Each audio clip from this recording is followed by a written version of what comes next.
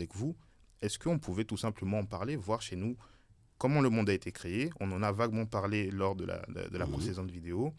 Quelles sont les différentes divinités qui étaient au sein du peuple Congo? Comment est-ce qu'elles étaient, comment est-ce qu'on leur rendait hommage dans le quotidien? Et puis quels étaient leurs rôles, tout simplement? Bon, les Bakongo disent que wazaya binganako, kwa vuva kweba wazaya binganako, kwa vuva kweba kuluko. C'est-à-dire que celui qui ne connaît pas les proverbes ne parle pas aux ancêtres. Voka luengela mukinsamuko si wa luengela mungana yevo munkunga. Si tu ne deviens sage par les contes, tu le deviens par les proverbes et par les chants. Ici, la sagesse, pardon, nous parlons de la sagesse divine. Mais qui est au commencement? Eh bien, ça tombe bien. Dans ce livre, les choses vont, nous allons bien les expliquer. Donc, au commencement, nous avons Kukunyungu, Tukumaungu. Kukunyungu, Tukumaungu. C'est-à-dire Kukunyungu, l'ancêtre divinisé. Tuku, l'origine, l'original ou origine.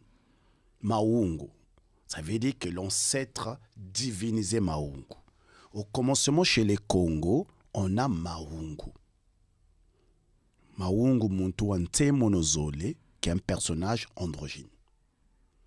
Ce personnage-là est descendu du ciel, Mukumbi de Tia, c'est-à-dire que char de feu. Il a été déposé sur cette terre par Kumbi de Tia, venant de la planète Kakongo. Et donc, on l'a déposé sur le plateau de l'Éthiopie. D'accord. Il y a une planète Kakongo. Oui, Kakongo, oui, Kakongo. Okay. On pourra traduire ça en français, mais ça nous prend un temps. Je préfère déjà qu'on évolue pour voilà. Voilà. Et donc, Maungu, c'est un personnage androgyne qui était collé dos à dos, c'est-à-dire deux personnes collées dos à dos. Il s'appelait Maungu. Dans l'endroit où on avait déposé Maungu, il y avait ce qu'on appelle Badianzambi, le palmier des dieux, ou Muchimpungu, le palmier, plutôt l'arbre du pouvoir. On avait dit à Maungu de ne pas contourner cet arbre-là. Mais sauf que si je ne peux pas dévoiler de quel contournement il s'agit, parce que c'est un peu ésotérique. Okay. C'est un code, au fait. Vous voyez, les Congos, les initiés, ils ont une façon de faire des choses. Il faut être un initié pour savoir que lui, le sens il est en train de prendre les choses en contournant les choses, ça c'est un initié. Moi je sais. Par exemple, moi quand je suis en train de mélanger le sucre, je sais dans quel sens je vais aller. Ok, d'accord. Oui. Donc si je vais créer une montre Congo, je sais dans quelle position les aiguilles de la montre vont se diriger. D'accord. Et donc au lieu de ne pas contourner de façon sacrée. Mais l'homme, l'humain est amoureux de l'interdit. Mais lui, il n'est pas tellement humain, mais il a un peu le côté humain. Et un jour, il se pose des questions, il va contourner cet arbre-là. Et dès qu'il a fini de le contourner, il s'est scindé en deux. Et quand il se scinde en deux, ça donne deux personnages qui se séparent. Le personnage qui était androgyne se sépare en deux, le côté femme, le côté masculin. Lumbu, c'est le côté masculin. Muzita, c'est le côté féminin. Et donc, ils vont se chercher après. En fait, c'est dans le désir de reconstituer Maungu qu'ils étaient. Ils vont se retrouver là. Et chaque fois qu'ils voulaient tenter de refaire Maungu qu'ils étaient, ils vont multiplier le monde. D'accord.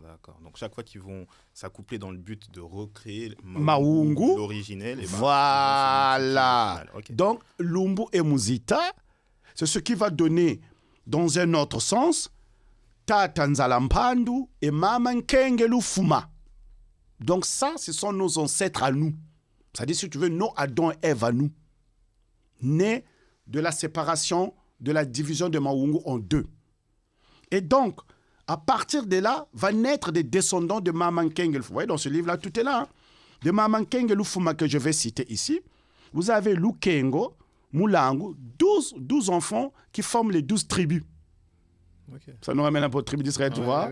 On s'en va qui a triché l'autre. Ok.